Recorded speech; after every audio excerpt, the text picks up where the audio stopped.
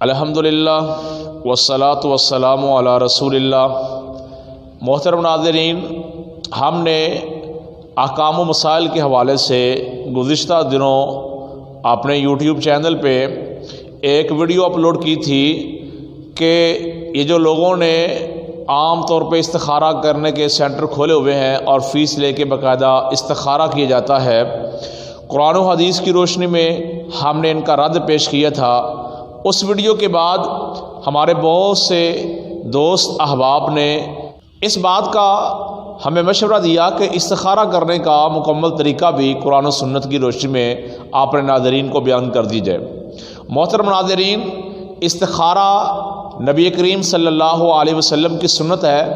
سیدنا جابر بن عبداللہ رضی اللہ تعالیٰ عنہ فرماتے ہیں، کان النبی صلی اللہ علیہ وسلم یعلمنا الاستخارہ، کہ نبی کریم صلی اللہ علیہ وسلم ہم کو اسی طرح استخارہ سکھایا کرتے تھے جیسے آپ صلی اللہ علیہ وسلم ہم کو قرآن کریم کی صورت یاد دلاتے ہیں، سکھاتے ہیں۔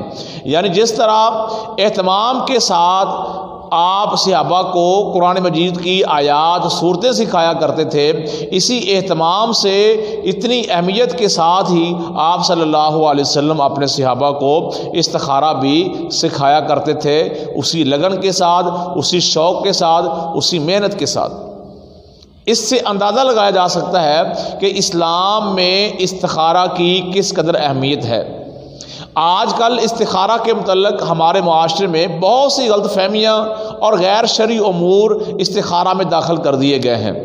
استخارہ کیا ہے؟ اللہ سے خیر طلب کرنا، اللہ سے خیر مانگنا، اللہ سے اپنے کام کے لیے مشاورت مانگنا، اللہ سے پوچھنا کہ یہ کام کروں، اللہ آپ کے دل کو پھیر دے گا جو دین اور دنیا کے لیے اور معاشی لحاظ سے بہتر ہوگا۔ کسی کام میں مشکلات کا شکار ہوں، صحیح فیصلہ نہ کر رہے ہوں، ڈگمگا رہے ہوں، ایسی صورتحال میں اللہ سے مشورہ کریں کہ یہ کام کروں یا نہ کروں، کون سا کام دین و دنیا کے لیے بہتر ہوگا۔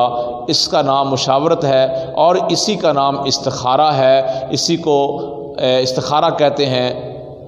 اس سرگوشی کو، اس مشورہ لینے کو استخارہ کہا جاتا ہے۔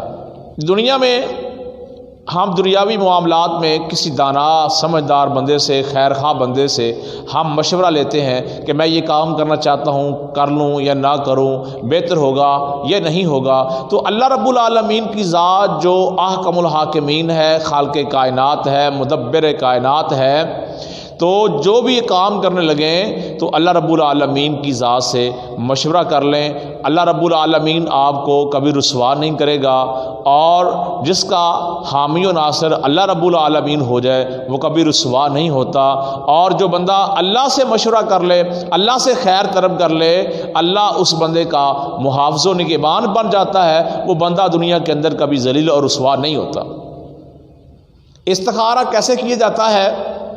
جب بھی آپ کو کوئی کام درپیش ہو، مثال کے طور پر رشتہ آیا ہے یا آپ رشتہ کرنا چاہتے ہیں کہ آیا میں رشتہ کروں یا نہ کروں، یہ میرے لیے دین اور دنیا کے اعتبار سے بہتر ہوگا یا نہیں ہوگا، تو اس کے لیے رسول اللہ صلی اللہ علیہ وسلم نے فرمایا ہے، جب تم میں سے کسی کو کوئی کام درپیش ہو، فیصلہ کرنا اس کے لیے مشکل ہو جائے، تو اس کو چاہیے 2 رکعت نفل ادا کرے اور خود کرے، 2 نفل ادا کرے، سلام پھیرنے کے بعد یہ دعا کرے جو ناظرین کو سامنے سکرین پہ نظر آ رہی ہوگی۔ تو اس میں الفاظ ہیں حاضل امری، حاضل امری کی جگہ پہ اپنا وہ کام بتائے اللہ رب العالمین کو جس کام کے لیے وہ استخارہ کر رہا ہے، اور دعا کرنے کے بعد فیصلہ اللہ رب العالمین پہ چھوڑ دے۔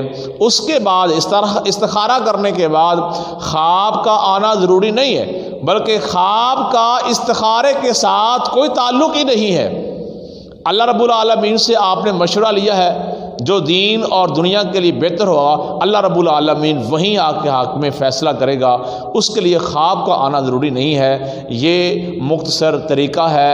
اگر آپ کو ہماری کوشش یہ پسند آئے، ان ویڈیوز کو آپ نے دوست احباب تک شیئر کریں، ہمارے چینل کو سبسکرائب کریں